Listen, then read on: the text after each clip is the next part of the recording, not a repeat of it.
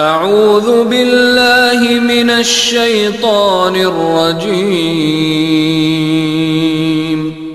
بسم اللہ الرحمن الرحیم۔ سورۃ الماعون، سیرت کا نقطہ۔ حضور علیہ السلام کو کن لوگوں کے درمیان کام کرنا تھا؟ ولید بن مغیرہ کا ذکر تو آتا رہا۔ سورہ فجر میں بھی یتیم کو دھکے دینا اور مسکین کو کھانا نہ کھلانا، ایسے گھٹیا کردار بھی تھے اس معاشرے میں۔ اس ماحول میں حضور کو دعوت کا کام کرنا تھا، کتنا مشکل و کٹھن کام تھا حضور کا۔ تو اس معاشرے کا کردار کیسا تھا؟ ابو جہل کا کردار بھی بیان ہو رہا ہے، اور ایک رائے کے مطابق ایک حصہ اس سورت کا مدنی ہے، تو منافقانہ کردار بھی، دو رخ پن والا کردار بھی بیان ہو رہا ہے۔ سورۃ الماعون، بسم اللہ الرحمن الرحیم۔ ارأیت الذی یکذب بالدین، کیا آپ نے شخص کو دیکھا جو بدلے کے دن کو جھٹلاتا ہے؟ فذلک الذی یدعو الیتیم، یہ وہی ہے جو یتیم کو دھکے دیتا ہے۔ ولا یحض علی طعام المسکین، اور مسکین کو کھانا کھلانے کی دوسروں کو ترغیب نہیں دیتا۔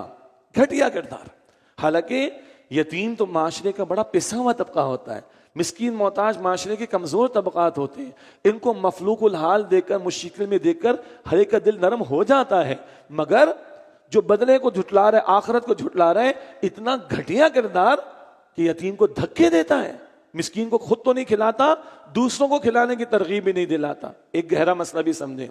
ابو جہل حاجیوں کو کھلاتا تھا، پلاتا تھا، خدمت کرتا تھا، کیوں؟ وہاں کمپٹیشن چل رہا تھا۔ اس نے دسترخوان لگایا تو میں بھی لگاؤں گا، سمجھ رہے ہیں؟ اس نے لیا لوگوں کو اپنے ذمے کہ میں کھلاؤں گا، تو میں نے بھی لیا اپنے ذمے، وہ کہتے میں بھی کھلاؤں گا۔ وہ کمپٹیشن میں خوب کھلاتا تھا، اونٹ ذبح کرتا تھا، پانی کا انتظام کرتا تھا، لیکن گھر پہ کوئی آتا تو دھکے دیتا تھا۔ کیوں؟ مجمع میں جو سب لوگ دیکھیں گے، آج تو تصویریں بھی بنیں گی، ویڈیو بھی بنے گی، لائیو ٹیلی کاسٹ بھی ہو جائے گی، حضرت جو ہے وہ چیک دے رہے ہیں، حضرت جو ہے وہ دسترخوان بچھا رہے ہیں، حضرت جو ہے یہ کر رہے ہیں۔ گھر پہ جو مانگنے کو آئے گا تو کون سا فوٹو سیشن، کون سی تصویر؟ بات سمجھ آ رہی؟ یہ ابو جہل کا کردار ہے، یتیم کو دھکے دینا اور مسکین کو کھانا کھلانے کی ترغیب دوسروں کو نہ دلانا۔ ادھر نہ کچھ رکھنے کے لیے، دکھاوے کے لیے ہے، حقیقی نیکی نہیں ہے۔ کیوں؟ آخرت پر یقین نہیں ہے۔ آخرت پر یقین ہو تو گھٹیا کردار سامنے آتے ہیں۔ آگے منافقانہ طرز عمل، ہمارے لیے بھی ایک ڈراوا ہے اس میں۔ فویل للمصلین، تو ان نمازیوں کے لیے ہلاکت ہے، الذین هم عن صلاتهم ساہون، جو اپنی نماز سے غافل رہتے ہیں۔ رمضان میں ادا کی، رمضان کے بعد چھوڑ دی،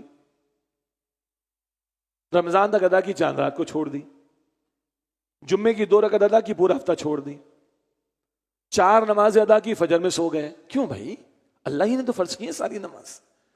پھر نماز جلدی جلدی ادا کرنا، مشینی رفتار کے ساتھ ادا کرنا۔ بدترین چور کون ہے؟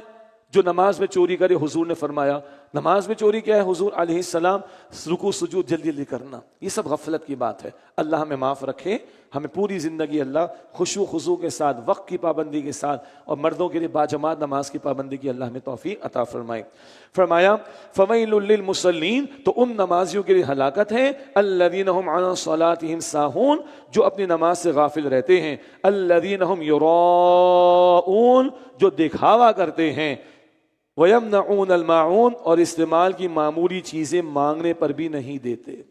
آخرت سامنے نہ ہو، دکھاوے کے لیے ہو، تو پڑوسی ذرا سی چھوٹی سی چیز بھی مانگے گا تو دھتکار دیں گے اس کو، معمولی سی چیزیں بھی نہیں دیتے۔ اللہ اس گھٹیا کردار سے ہمیں بچائے، آخرت کا طلبگار بنائے، اور اچھا کردار ہمیں عطا فرمائے۔ یہ تو ہوا گھٹیا کردار اس ماحول میں جہاں حضور نے محنت کرنی تھی علیہ السلام۔ اگلی سورہ سورہ کوثر۔ اب سیرت کا نقطہ کیا ہے؟ حضور کی عظمت کیا ہے؟ سبحان اللہ۔ حضور کا مقام بلند کیا ہے؟ اللہ اکبر۔ اس کا تذکرہ سورہ کوثر میں۔ بسم اللہ الرحمن الرحیم۔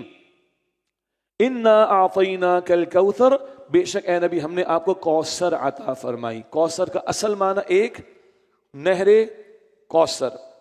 جنت میں داخلے سے پہلے اللہ ہم سب کو جام کوثر عطا فرمائے، وہ حوض سے ہے، حوض کوثر سے۔ اور جنت میں نہر کوثر، ایک مفہوم۔ دوسرا مفہوم، کوثر کثرت کے معنی میں، اللہ نے آپ پر انعامات کی انتہا فرمائی ہے، بعد از خدا بزرگ تو یہ قصہ مختصر، اللہ کے بعد سب سے بڑی ہستی حضور کی ہے صلی اللہ علیہ وآلہ وسلم، امت آپ کی سب سے بڑی، قرآن آپ کو عطا ہوا، خاتم الانبیاء آپ ہیں، دین کی تکمیل آپ پر، ختم نبوت کا اعلان آپ پر، مقام محمود آپ کے لیے، شفاعت کبریٰ کا حق آپ کے لیے صلی اللہ علیہ وسلم۔ تو کوثر انعامات کی کثرت کے معنی میں، فصلی لربک وانحر، تو آپ اپنے رب کے لیے نماز ادا کریں اور قربانی پیش کریں۔ قربانی کا حکم ہے دین میں، اور نبی علیہ السلام نے 10 سال مدینہ شریف میں قربانی پیش کی۔ یہ غلط فہمی ہے لوگوں کی کہ قربانی کا تعلق حاجیوں سے، غلط۔ حضور نے حج تو کیا 10 ہجری میں، 10 سال مدینے میں حضور نے قربانی پیش کی، تو قربانی تو صاحب استطاعت لوگوں پر ہے، صرف حاجیوں پر نہیں۔ حاجیوں پر تو ہے وہ شکرانے کی قربانی، عید الاضحیٰ کی قربانی صاحب استطاعت، صاحب نصاب لوگوں پر ہے، وہ مسائل ہمیں معلوم ہیں۔ تو اللہ نعمتیں دے تو کیا کرنا ہے؟ اللہ کی بندگی کرنی ہے۔ فصلی لربک وانحر، تو آپ رب کے لیے نماز ادا کیجئے اپنے اور قربانی کیجئے۔ نماز میں جسم زیادہ استعمال ہوتا ہے، قربانی میں مال زیادہ استعمال ہوتا ہے، تو جان بھی لگائیے اور مال بھی لگائیے اللہ کی بندگی کے لیے، اللہ کا شکر ادا کرنے کے لیے۔ ان شانئک ھو الابتر، بے شک آپ کا دشمن ہی بے نسل اور بے نام و نشان رہے گا۔ پس منظر ہے حضور کے صاحبزادے جناب ابراہیم کا غالباً انتقال ہوا، ایک صاحبزادے کا انتقال ہوا، تو ابو لہب نے کہا بطیرہ محمد، ابو لہب نے کہا بطیرہ محمد، کہ محمد تو بے نسل ہو گئے۔ بلکہ نام نوٹ کر لیں، حضور علیہ السلام کے صاحبزادوں میں سے حضرت قاسم اور حضرت عبداللہ کا انتقال، تمام بیٹے چھوٹی عمر میں انتقال کر گئے تھے۔ حضرت قاسم اور حضرت عبداللہ رضی اللہ تعالی عنہما، ان کی چھوٹی عمر میں انتقال پر، ان کے چھوٹی عمر میں انتقال پر قریش نے معاذ اللہ خوشیاں منائیں، اور ابو لہب نے کہا بطیرہ محمد، محمد کی نسل کٹ گئی معاذ اللہ۔ اللہ فرما رہا ہے وہی لفظ ان شانئک ھو الابتر، بے شک آپ کا دشمن ہی بے نسل اور بے نام و نشان رہے گا۔ اس کو تو ملی سورہ لہب، وہ پڑھیں گے بعد میں۔ آج زمین پر کوئی ہے جو عزت سے ابو لہب کا نام لے اور کہے جناب میں ابو لہب کی نسل میں سے ہوں؟ کوئی ایک بھی ہے؟ نہیں۔ اور حضور کے تینوں بیٹے چھوٹی عمر میں انتقال کر گئے، مگر 2 ارب مسلمان عزت سے حضور کا نام لیتے صلی اللہ علیہ وسلم، اور اپنا رسول بھی انہیں مانتے ہیں، ہمارے لیے رسول ہیں، اور اپنا روحانی والد بھی مانتے ہیں۔ ازواج مطہرات ہماری کیا ہیں؟ مائیں ہیں۔ تو حضور ہمارے روحانی والد ہیں۔ نام کس کا چل رہا ہے؟ حضور کا۔ اور بے نام کون ہوا، بے نشان کون ہوا؟ ابو لہب۔ ان شانئک ھو الابتر، بے شک آپ کا دشمن ہی بے نسل اور بے نام و نشان رہے گا۔